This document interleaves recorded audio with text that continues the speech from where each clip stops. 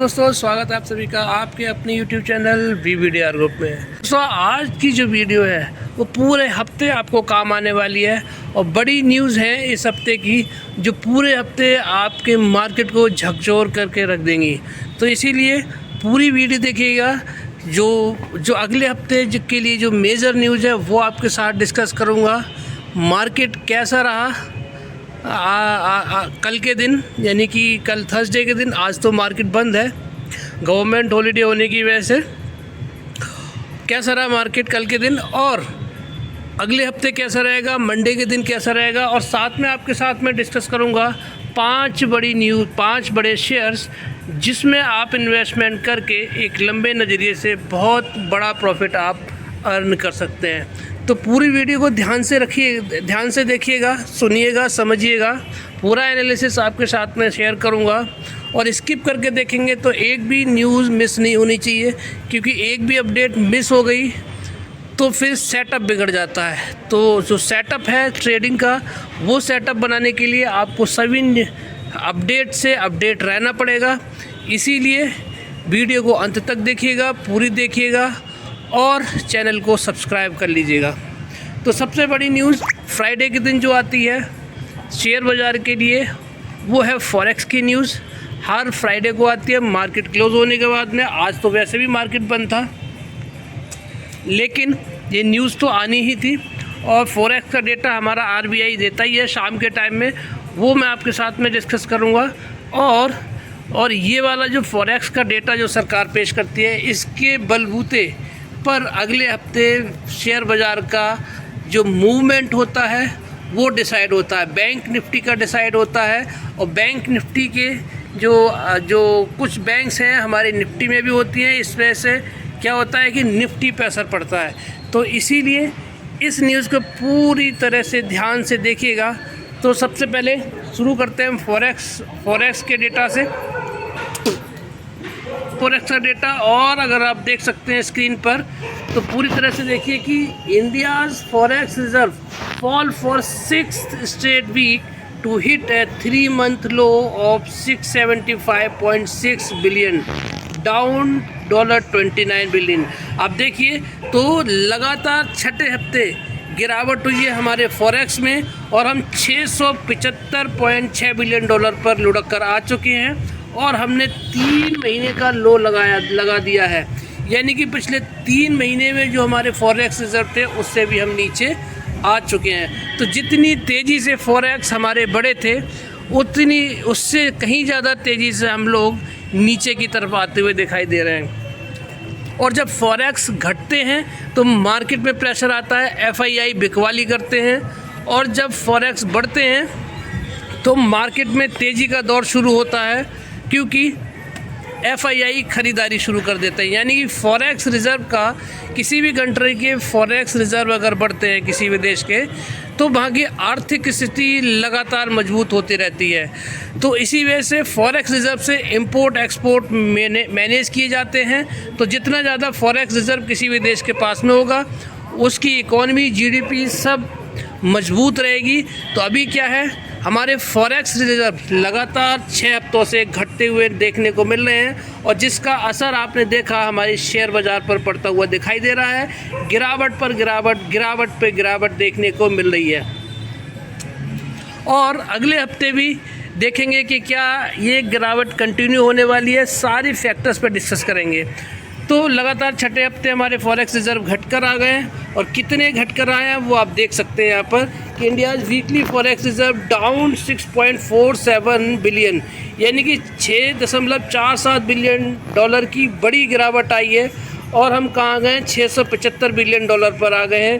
क्यों आ गए यहाँ पर वो हम डिस्कस कर लेते हैं। यहाँ पर देखिए, India's foreign exchange reserve continue to decline in the week ending November 8, 2024, यानी कि जो नवंबर 8 तक का जो डेटा RBI ने पेश किया है उसमें हम क्या कर रहे हैं, लगातार गिरते हुए नज़र आ रहे हैं। India's forex reserve decline 6.47 billion to 675 billion according to RBI data. तो आप देख सकते हैं कि इंडियाज़ फॉरेक्स रिजर्व लगातार गिरते हुए नज़र आ रहे हैं। और वहीं पे अगर आप देखेंगे तो India forex reserve dropped by USD 6.77 billion और 675 पर हम आ चुके हैं, बता चुका हूँ मैं आपको। जो और आरबीआई ने कहा इन द प्रीवियस, हमारे पिछले हफ्ते कितनी गिरावट आई थी, forex reserve had dropped by USD 2.675 billion to USD 682 billion, यानी कि पिछले हफ्ते भी हमारी गिरावट हुई थी और ये लगातार छठे हफ्ते से गिरावट हो रही है। तो पिछली बार हम कहाँ पर थे, 682 बिलियन डॉलर पर थे, और अब कहाँ आ गए हम, पिछली बार कहाँ थे, 682 बिलियन डॉलर पर। अब गिरावट के बाद में इतनी गिरावट के बाद में हम कहाँ आ गए, 675 बिलियन डॉलर पर। तो बड़ी गिरावट है, मार्केट पे बड़ा असर और बुरा असर देखने को पड़ सकता है इसका फिर से। और मैंने फ्राइडे को आपको बोला था कि 23,500 का लेवल टच होते हुए दोबारा देखने को मिलेगा। 23,500 का लेवल टच भी हुआ और उसके नीचे भी गया मार्केट। तो अब किन लेवल्स की हम बात कर सकते हैं, अब ये बड़ी गिरावट आ गई है तो आपको कोई बड़ी बात नहीं है, 23,200 तक मार्केट जाने की तैयारी करता हुआ नज़र आ रहा है। तो 23,200 के दर्शन आपको देखने को मिल सकते हैं इस वाले फॉरेक्स रिजर्व से। आगे क्या है, the kitty which had hit an all time high of USD 704.885 billion in end September, यानी कि सितंबर के आखिर में हमने क्या किया था, ऑल टाइम हाई लगाया था और हमारे फॉरेक्स रिजर्व 704.885 बिलियन डॉलर पर हम पहुंच गए थे। हमने ये स्तर पहली बार छुआ था और इतिहास में पहली बार हम इस फिगर को हमने छुआ था। कब, सितंबर के एंड के वीक में। Has been declining for multiple weeks, अब तब से लेकर अब तक क्या हो रही है, लगातार हमें गिरावट देखने को मिल रही है।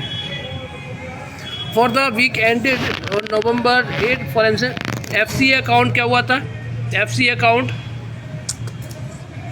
मेजर कंपोनेंट है किसका, रिजर्व्स का, उसमें सबसे ज़्यादा गिरावट हुई है 4.467 बिलियन डॉलर की, जो कहाँ आ गया है, 585.383 बिलियन डॉलर पर आ चुका है।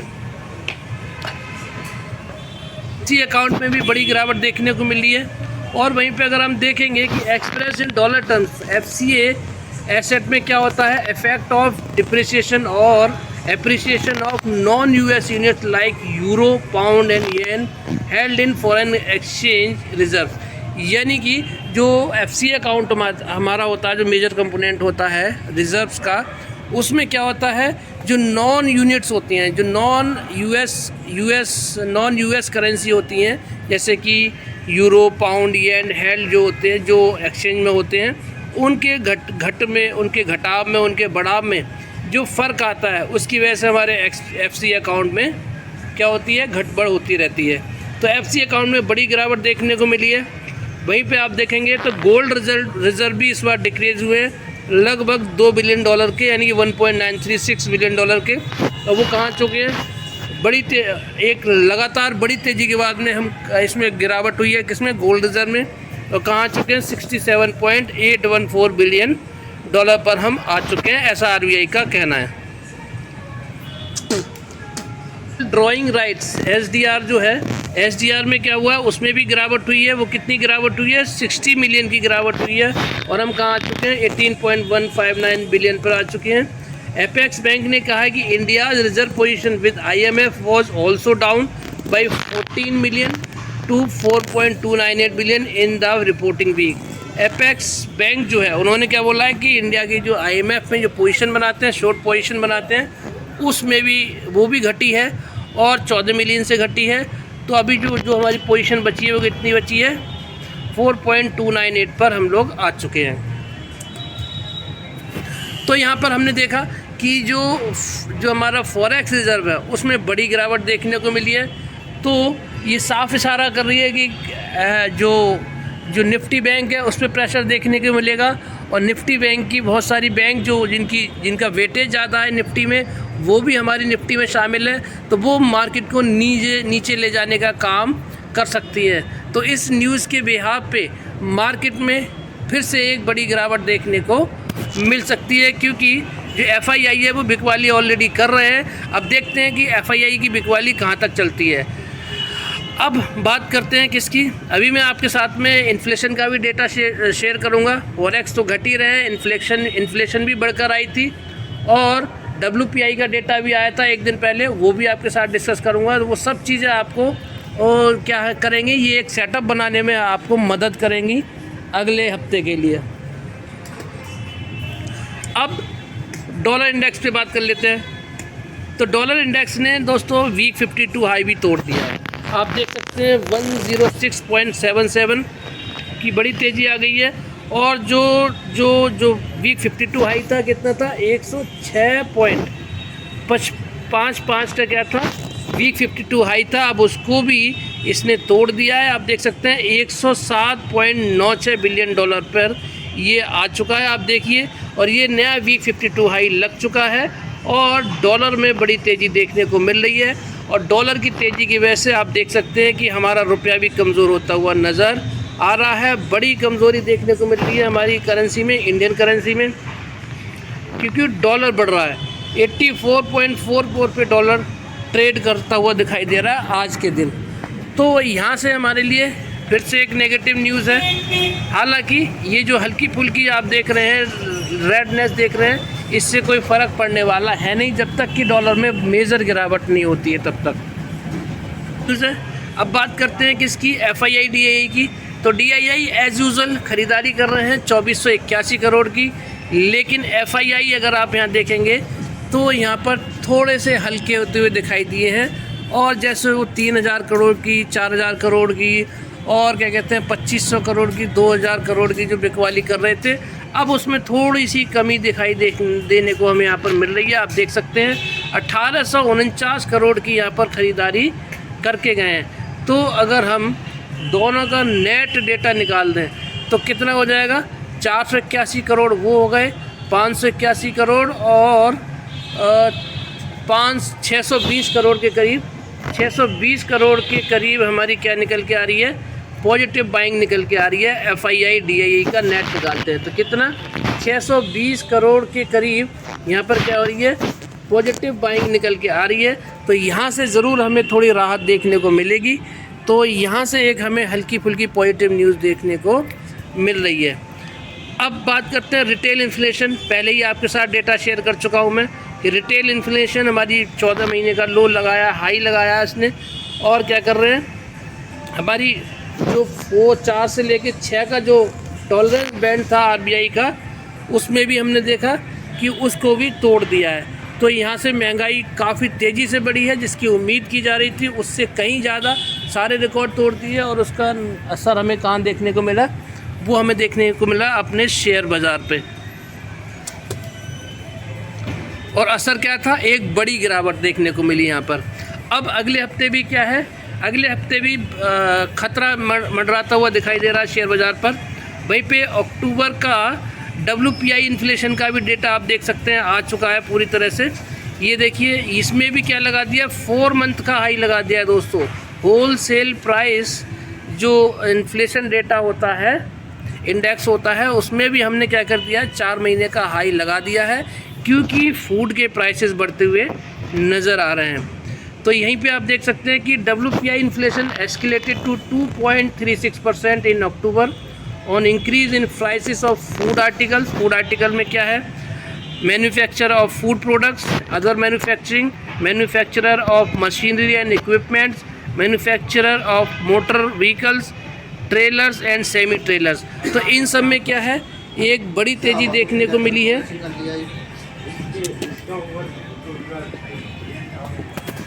इंडेक्शन से भी हमारे लिए क्या देखने को मिला है, नेगेटिव न्यूज़ देखने को मिली है शेयर मार्केट के हिसाब से देखा जाए तो आप देख सकते हैं आगे कि wholesale, India's wholesale price index WPI based inflation for the October month escalated to a 4 month high of 2.36%, यानी कि पिछले 4 महीने के सबसे उच्चतम स्तर पर पहुंच गया WPI on an annual basis in comparison to 1.84, यानी कि जो 4 महीने पहले क्या था, 1.84 था, और उसके अगेंस्ट में कहाँ पहुंच गया है, 2.36 पे सितंबर में।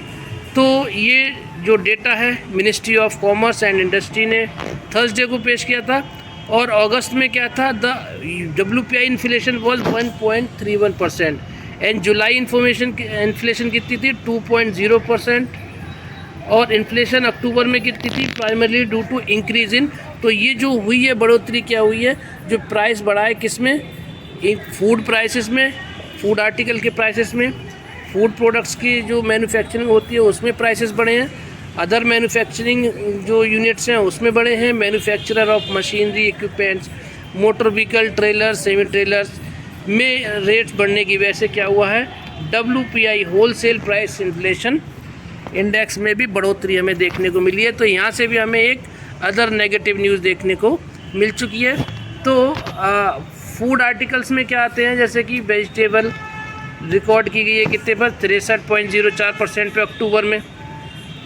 उसमें क्या है, बहुत बड़ी अब तेज़ी देखने को मिली है। कहाँ से, 48.73% से 63.04% पे पहुंच गई है। दालों की जो तेज़ी है वो बढ़ गई है अक्टूबर में, वो क्या हो गई है, 9.74% हो गई है। जो वीट जो था, जो गेहूं था, उसमें क्या हुआ, 8.04% की तेज़ी देखने को मिली है। किसके कंपैरिजन में 7.6 से वीट का पहुंच गया 8.04 पे पहुंच गया है सितंबर में। अब सीरियल्स की जो रेट्स हैं वो क्या है, 7.91% थी, वो उसमें भी बढ़ोतरी देखने को मिली है हमें। एग्स की जो प्राइसेस है वो बढ़े हैं, मीट का रेट बढ़ा है, फिश की इन्फ्लेशन बढ़ गई है, वो उसमें क्या हुआ, घटा हुआ है, यानी कि यहाँ पर इन्फ्लेशन घटी है। एग्स में, मीट में, फ़िश में यहाँ पर क्या हुई है, -0.52% आई है। पोटैटो ऑनियन क्या हुआ है, उसमें क्या हुआ है, उसमें क्या है 78.73% बढ़कर आई है, यानी बड़ी तेज़ी यहाँ पर देखने को मिली है। लगभग 38% की यहाँ पर बढ़ोतरी यहाँ पर देखने को मिली है। तो इस तेज़ी की वजह से क्या हुआ, हमारा WPI का डेटा भी बढ़कर आ रहा है, जो कि एक नेगेटिव संकेत है अगले हफ्ते भी मार्केट के लिए। लेकिन अब जो है खरीफ की फसल आने वाली है, तो उसकी वजह से क्या हो सकता है कि हमारी जो इन्फ्लेशन है उसमें हमें घटता हुआ देखने को हमें डेटा मिल सकता है। यानी कि given the arrival of kharif crop and a favourable outlook on rabi showing food inflation is likely to trend its way down. और यहाँ पर क्या हो सकता है, खरीफ की फसल की वजह से और जो बुआई चल रही है किसकी, रबी की, तो उससे क्या होगा, यहाँ पर थोड़ी सी सुस्ती आ सकती है, यानी गिरावट देखने को मिल सकती है किसमें, महंगाई में। Along with soft commodity price भी कम हो सकते हैं। Should keep the WPI inflation trend within 3% in the current fiscal. However we have revised our forecast for headline retail inflation to 4.8%। ये डेटा दिया गया है, जो डेटा मान के चल रहे हैं वो 4.8% पे आ सकता है। Given the stickiness in food inflation observe in October November 2024, this not only is likely to lead a postponement of a rate cut by RBI in December 2024, but also create uncertainty on the decision in February 2005। तो ये तेज़ी यहाँ पर देखने को मिल रही है दोस्तों, इसकी वजह से क्या है कि सिर्फ दिसंबर में RBI का क्या हो करेगा, ये जो रेट कट का जो फैसला था, जो कर सकती थी रेट कट करने का, उसको तो पोस्टपोन करेगा ही। उसमें सवाल उठने लगे हैं कि फरवरी 2025 में जो है उसका भी क्लियर नहीं है कि उसमें भी हमारा जो इन्फ्लेशन का रेट है वो घटेगा, जो इंटरेस्ट रेट है वो घट पाएंगे या फिर नहीं घट पाएंगे। तो यहाँ से क्या है, नेगेटिव है अगले हफ्ते भी मार्केट के लिए। यानी कि जो बात चल रही थी रेट कट होने की, तो अब उसकी उम्मीद ना के बराबर लग रही है, क्योंकि हमारी महंगाई भी बड़ी तेज़ी के साथ में बढ़ी है। तो यहाँ से भी हमें नेगेटिव देखने को मिल रहा है। अब क्या आज के दिन जो मार्केट है, सिर्फ इंडिया की मार्केट ट्रेड नहीं कर रही है, बाकी मार्केट्स ट्रेड कर रही हैं। तो वहाँ पे देख लेते हैं, हमारा गिफ्ट निफ्टी भी आज ट्रेड करता हुआ नज़र आ रहा है। तो वो सब क्या चल रहा है अभी वो देख लेते हैं, जिससे कि हमें मंडे के मार्केट का पता चल जाएगा और अगले हफ्ते कैसा रहेगा वो भी देखने को हमें मिल जाएगा। तो आप देख सकते हैं बॉन्ड मार्केट में तेज़ी देखने को मिल रही है, यहाँ से भी नेगेटिव है। और जो 10 ईयर बॉन्ड यील्ड है इंडिया का, उसमें भी गिरावट यहाँ पे तेज़ी देखने को मिल रही है, 2% की बड़ी तेज़ी। 2 ईयर बॉन्ड यील्ड में ज़रूर सुस्ती दिखाई दे रही है। तो यहाँ से भी क्या है कि हमें नेगेटिव न्यूज़ देखने को मिल रही है, तो यहाँ से भी नेगेटिव है। अब क्रिप्टो करेंसी देखेंगे तो क्रिप्टो करेंसी में हल्का फुल्का सेलिंग देखने को मिल रही है, क्योंकि जब बड़ी तेज़ी आती है तो लोग प्रॉफिट को बुक करते हैं। तो वही यहाँ पर हमें देखने को मिल रहा है क्रिप्टो करेंसी में। अब कमोडिटी मार्केट को देख लेते हैं। तो कमोडिटी मार्केट में देखेंगे गोल्ड हल्का फुल्का तेज़ी के साथ में ट्रेड कर रहा है, सिल्वर में भी हल्की फुल्की है। वहीं पे अगर आप क्रूड को देखेंगे तो क्रूड ऑयल में क्या है, वही है 68, 67, 68 डॉलर के आसपास ट्रेड करता हुआ नज़र आ रहा है। तो यहाँ से हमारे लिए कोई भी पेन देखने को नहीं मिल रहा है। अब निफ्टी जो फ्यूचर है वो कहाँ ट्रेड कर रहे हैं? निफ्टी फ्यूचर ट्रेड कर रहे हैं 23,601 पर, और वहीं पे गिफ्ट निफ्टी 23,480 पे आ चुका है, यानी कि लगभग 91-100 पॉइंट की गिरावट के साथ में गिफ्ट निफ्टी नेगेटिवली ट्रेड कर रहा है। और वहीं पे अगर आप देखेंगे कि 23,532 पे हमारे किसने थर्सडे के दिन क्लोजिंग दी है, किसने? निफ्टी इंडेक्स ने। तो 23,532 और गिफ्ट निफ्टी कहाँ पर है? 23,480, यानी कि 32 और 20 52 हो गया। तो यहाँ पर मंडे के दिन हमें साफ साफ क्लियरली दिखाई दे रहा है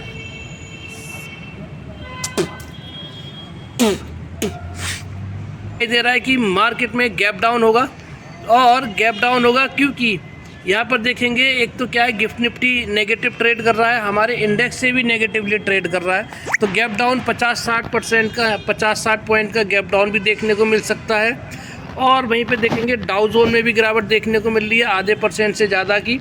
नेस्डेक को देखेंगे तो यहाँ पे भी बड़ी गिरावट देखने को मिल रही है 2% की, आप देख सकते हैं यहाँ पे क्लियरली। तो मंडे के दिन तो मार्केट ऑलरेडी नेगेटिव हो चुका है। तो यहाँ से अगर आप देखेंगे तो हमारा मार्केट नेगेटिव होने जा रहा है 50-60% की। और अभी हम कहाँ पर ट्रेड कर रहे हैं, आप देख सकते हैं 23,532 पे। तो इससे उम्मीद ये लगाई जा रही है कि मार्केट हमारा गैप डाउन हो सकता है, 23,500 के नीचे भी खुल सकता है। और सारी न्यूज़ नेगेटिव है, तो न्यूज़ भी नेगेटिव है सारी की सारी। फॉरेक्स रिजर्व घट के आया है, WPI घट के आया है, डॉलर इंडेक्स ने ऑल टाइम हाई लगा दिया है, और उसमें आप देखेंगे तो WPI भी बढ़ के आया है, हमारी महंगाई भी बढ़ी हुई थी। तो ये सब नेगेटिव संकेत हैं। तो ये क्या करेगा, हमें हमारी जो मार्केट है निफ्टी को कहाँ ले जा सकता है? 23,200 तक ले जाने में कोई बड़ी दिक्कत नहीं होनी चाहिए इसमें, यानी कि 23,200 तक हमारा मार्केट जाने के लिए अब तैयारी कर रहा है। और 23,200 पर एक बड़ा सपोर्ट है दोस्तों, वहाँ से मार्केट रिबाउंड भी कर सकता है। अगर अगले हफ्ते भी हालात नहीं सुधरे तो आपको 23,200 के नीचे जाने में कोई बड़ी बात नहीं है। डॉलर सरकार को कुछ ना कुछ कदम उठाना पड़ेगा जिससे कि हमारी जो FII है वो वापसी करें, और हमारा जो फॉरेक्स घट रहे हैं उनमें रिबाउंड हो, फॉरेक्स बढ़ने शुरू हो जाए, तब हमारा मार्केट रिकवर करना शुरू करेगा। तो अभी के हिसाब से, डेटा के हिसाब से मार्केट नेगेटिव दिखाई दे रहा है क्लियर कट शब्दों में। तो गैप डाउन हो सकता है मंडे के दिन, और गैप डाउन होने के बाद में रास्ते दरवाजे खुल जाएंगे कहाँ के? 23,200 के लेवल के।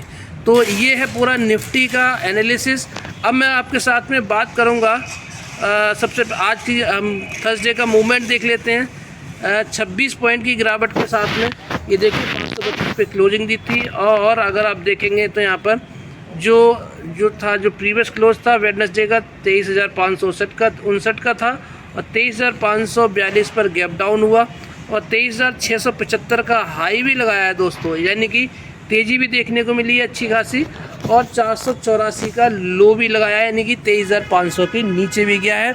और मैंने आपको बताया था कि 23,500 पे दोबारा मार्केट आया भी, और लो भी लगाया, 500 के नीचे भी गया।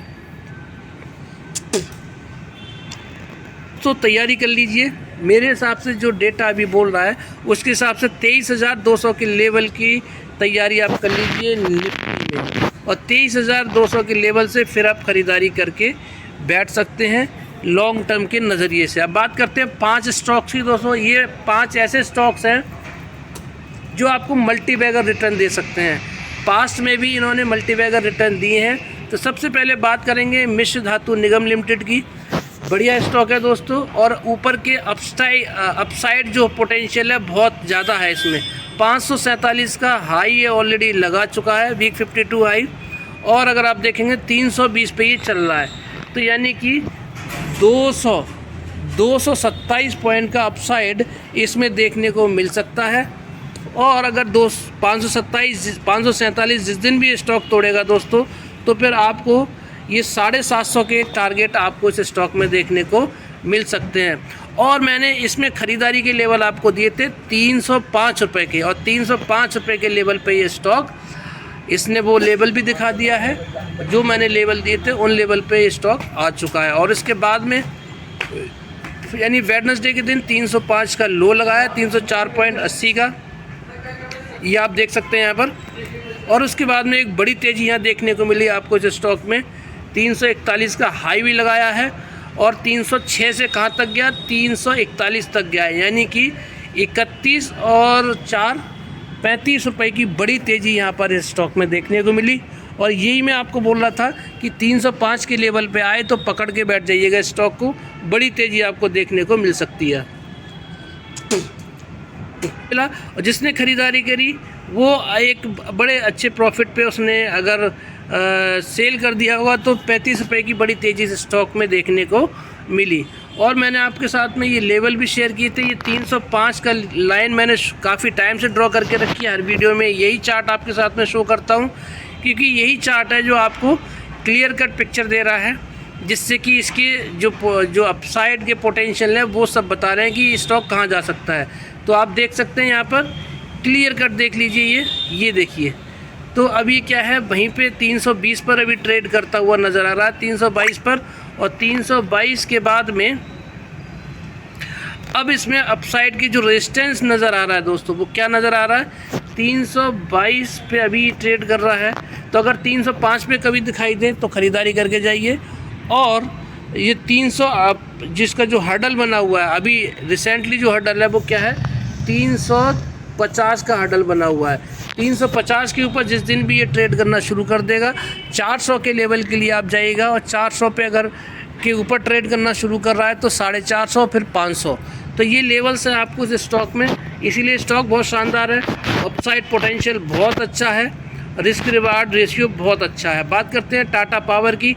टाटा पावर में दोस्तों ज़बरदस्त आपको गिरावट देखने को मिल गई, और अच्छे लेवल पे अभी आपको देखने को मिल रहा है। यानी कि इसने जो लो लगाया आप देख सकते हैं, 400 का लो लगाया है, और 396 का एक दिन पहले इसने लो लगाया था। तो अभी क्या है, बिल्कुल अच्छे दामों पे है। और कहीं अगर आपको ये स्टॉक 370 पे देखने को मिल जाता है तो आंख बंद करके ख़रीदारी करके बैठ जाइएगा। बहुत ही शानदार और बड़े रिटर्न इस स्टॉक में देखने को मिलेंगे। और इसका मूवमेंट अगर आप देखेंगे तो 411 का इसने देखिए हाई लगाया था, और 400 का लो लगाया था, और 399 का प्रीवियस क्लोज था। 404 पर अभी ये ट्रेड करता हुआ नज़र आ रहा है, आप देख सकते हैं यहाँ पर। तो ख़रीदारी के पूरे मौके बन रहे हैं। और अभी देखिए इस ट्रेंड लाइन के नीचे आ चुका है, जो काफ़ी लंबे टाइम से मैंने 412.15 का लेवल है और ड्रॉ की थी, और उससे नीचे आया हुआ है। बहुत जल्दी आपको इसके ऊपर जाता हुआ दिखाई दे सकता है। ये जैसे ही इस घेरे में आएगा दोस्तों, फिर से एक तेज़ी आपको देखने को मिलेगी। यानी कि 315 के ऊपर जैसे ही पहुँचेगा, फिर आपको कहाँ जाना है, अगला टारगेट 315 पे जैसे ही सस्टेन करेगा, 315 के बाद में सीधा क्या जाएगा, सॉरी 400, ये कितना है 400, फिर से आपको लिख के देता हूँ, 415 के ऊपर जैसे ही सस्टेन करेगा, आपको 450 के लिए टारगेट के लिए, 449 448 के टारगेट के लिए आप इसमें ख़रीदारी करके बैठ सकते हैं। बात करते हैं अगले स्टॉक IRFC की। तो IRFC दोस्तों फिर से बाइंग रेंज में आ गया है, बहुत ही शानदार स्टॉक है ये स्टॉक है दोस्तों। और दिग्गज शेयर है किसका, रेलवे सेक्टर का। दिग्गज में क्यों बोल रहा हूँ, क्योंकि ये पूरे रेलवे को फंड सप्लाई करता है। यानी कि रेलवे में कोई भी काम होगा तो पैसा कौन देगा, IRFC देगा। तो ये मौके हैं दोस्तों मार्केट में, जो बार बार मार्केट दे रहा है, जो ख़रीदारी करके बैठेगा लंबे नज़रिए से वो बड़े प्रॉफिट अर्न करके जाएगा। डेली की थोड़ी थोड़ी प्रॉफिट कमाने से अच्छा है आप एक लंबे नज़रिए के साथ में इन्वेस्ट करके बैठ जाइए। 40-60 वाले फार्मूले से बड़े प्रॉफिट आपको देखने को मिलेंगे। तो देखिए 229 का इसका लाइफ टाइम हाई है, वीक 52 और लाइफ टाइम हाई है। और अभी कहाँ मिल रहा है आपको, 139 पे मिल रहा है। लगभग 100 रुपये का अपसाइड इसमें आपको दिखाई दे रहा है साफ साफ। तो आप लगा लीजिए लाइफ टाइम हाई से जितना नीचे आया ये उतना ही लाइफ टाइम हाई के ऊपर जोड़ लीजिए, वो आपका टारगेट बन जाएगा। लगभग 270 के टारगेट, 270-90 के टारगेट, 290 के टारगेट इसमें मुझे दिखाई दे रहे हैं जैसे ही इसमें तेज़ी पकड़ेगा। तो ये बहुत ही शानदार स्टॉक है। और आप देख लीजिए, आप चार्ट क्लियरली बोल रहा है कि ये वाला जो चार्ट है, ये देखिए जो लाइन खिंची हुई है ना, इस लाइन से यहीं से तेज़ी पकड़ता है। तो इसी लाइन पे आके बार बार घूम रहा है और यहीं से तेज़ी पकड़ेगा, ये ध्यान रखिएगा। ये जो लेवल है 140 से 150 का, इसी लेवल के बीच में ख़रीदारी करिए और इसके बाद में बैठ जाइए, आपको बड़ी तेज़ी आपको देखने को मिलेगी। ये जो आपको तेज़ी देखने को मिल रही है, ये यहाँ से जो यहाँ गया है, ये इसी लेवल से गया है। ये कौन सा है, 140 से लेके 150 का लेवल है। जैसे ही 150 के ऊपर वीकली क्लोजिंग दे देगा ये स्टॉक, आपको बड़ी तेज़ी इस स्टॉक में देखने को मिलेगी। इसीलिए लंबे नज़रिए से ख़रीदारी करके बैठ जाइए। 40-60 वाले फार्मूले से बड़े रिटर्न आपको देखने को मिलेंगे। बात करते हैं RBL बैंक की। RBL बैंक 154 पे आ चुका है और देखिए इसका मूवमेंट क्या रहा, 155 का हाई लगाया था, 151 का लो लगाया था। अभी आप किसी भी स्टॉक में आप ये नहीं बोल सकते कि स्टॉक ख़राब है, क्योंकि पूरा ही मार्केट गिरता हुआ नज़र आ रहा है। और वीक 52 कितना है दोस्तों, 151 का वीक 52 लगा दिया है। तो स्टॉक सस्टेन करने की कोशिश करता है, लेकिन क्या है मार्केट में बराबर फिर से गिरावट आ जाती है। अब 144 का इसका लेवल है, मेजर सपोर्ट है 144-145। इस लेवल पे आता है तो फिर आप ख़रीदारी करिए और 160 के टारगेट के लिए बैठ जाइए। और आप देख सकते हैं यहाँ पर ये जो लाइन मैंने ड्रॉ की है यही है, यहीं से इसने इस स्टॉक ने तेज़ी पकड़ी है। आप देख लीजिए, आपके सामने चार्ट चीख के ये बोल रहा है कि यहीं से इसमें तेज़ी आएगी, यहीं से ये तेज़ी आई है, देखिए, और यहीं पे आ गया है, फिर यहीं से तेज़ी आएगी, ये देख लीजिए। तो इसीलिए ख़रीदारी करके बैठ जाइए लंबे नज़रिए से। अभी मार्केट में पैसा बनाना आसान नहीं है, वो तभी हो सकता है जब आप लंबे नज़रिए से बैठ जाएंगे पोजीशन बनाकर। तो अब बात करते हैं 5वीं और आखिरी स्टॉक की, जिसका नाम है स्पेशलिटी रेस्टोरेंट। दोस्तों 164 पे ट्रेड कर रहा है और इसका रिज़ल्ट भी डिक्लेयर हो चुका है और रिज़ल्ट थोड़ा नेगेटिव देखने को मिला है, तो इसीलिए इसमें फर्दर गिरावट अब देखने को मिल सकती है। तो पहले तो मैं लेवल डिस्कस कर लेता हूँ। 166 का इसने हाई लगाया है, 159 का प्रीवियस क्लोज था, 158 का इसने लो लगाया है और 152 का क्या है इसका वीक 52 लो भी है, 287 का इसका हाई भी है, वीक 52 हाई है। तो अब जो देखिए कंसोलिडेशन यहाँ पर देखने को मिल रहा था, ये कंसोलिडेशन यहाँ देखने को मिल रहा है। अब इसमें डाउनसाइड आने के चांसेस है, क्योंकि इसका रिज़ल्ट अच्छा नहीं आया दोस्तों। तो इसलिए अब इसमें आपको फर्दर गिरावट देखने को मिल सकती है। और गिरावट कहाँ तक आ सकती है, ये वाले लेवल तक गिरावट आ सकती है, ये वाला लेवल। और ये वाला लेवल क्या है दोस्तों, और ये वाला लेवल है आपका, ये वाला लेवल है करीब 120 के करीब, 120-125 के करीब का लेवल है। और इस लेवल पे आप बिंदास होकर ख़रीदारी करके बैठ जाइए, बड़े रिटर्न आपको इस स्टॉक में देखने को मिलेंगे। और जब इस लेवल पे आ जाएगा ये, तो आपका जो RSI है, RSI लगभग 24-25 के हिसाब से 24 या 25 के RSI आपको इस स्टॉक में देखने को मिलेगा। वहीं पे आप ख़रीदारी करके बैठ जाइए, बड़े रिटर्न आपको इस स्टॉक में देखने को मिलेंगे। 40-60 वाले फार्मूले से ख़रीदारी करिएगा। हालांकि बाय सेल की कोई रिकमेंडेशन नहीं है, ये मेरा अपना एनालिसिस है। और क्या कहते हैं, अपने फाइनेंशियल एडवाइज़र से सलाह ज़रूर लीजिएगा। वीडियो सिर्फ एजुकेशनल पर्पज़ के लिए। ये था मेरा आज का एनालिसिस। वीडियो अच्छी लगी तो लाइक से सब्सक्राइब करना मत भूलिएगा, सब्सक्राइब कर लीजिएगा चैनल को। और हाँ, ये जो वीडियो आज की मैंने आपके साथ में शेयर की है, ये ध्यान रखिएगा दोस्तों कि पूरे हफ्ते काम आने वाली है। पूरे हफ्ते का एनालिसिस मैंने आपको एडवांस में दे दिया है। आप सभी का बहुत बहुत धन्यवाद। आपका दिन शुभ रहे। जय श्री राम, जय श्री श्याम, राधे राधे।